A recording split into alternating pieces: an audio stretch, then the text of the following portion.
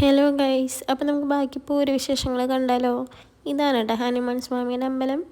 ഞങ്ങൾ വരുമ്പോഴേക്കും മാനപ്പൂരമൊക്കെ കഴിഞ്ഞിരുന്നു. 3 ആനയായിരുന്നു ഉണ്ടായിരുന്നേ. പിന്നെ ഓരോ ടീമിൻ്റെ പരിപാടികളൊക്കെ വന്നു തുടങ്ങി.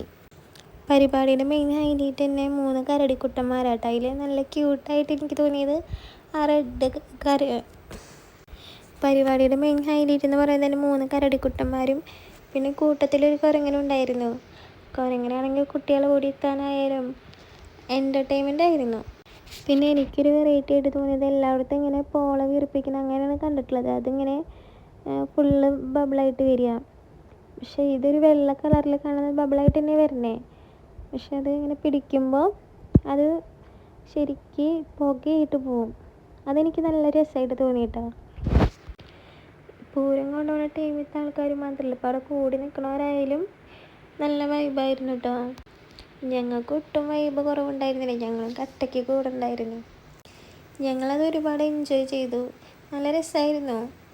പിന്നെ ചെണ്ട് കാവടി വന്നു കേട്ടോ. അത് നല്ല ഭംഗിയുണ്ടായിരുന്നു കാണാനായിട്ട്. അവരുടെ കളിയായാലും നല്ല രസമായിരുന്നു. എൻ്റെ മാമൻ്റെ വീട്ടിലത്തെ പൂരമായിരുന്നു കേട്ടോ. വീഡിയോ എല്ലാവർക്കും ഇഷ്ടമായി കഴിഞ്ഞാൽ സബ്സ്ക്രൈബ് ചെയ്യണേ.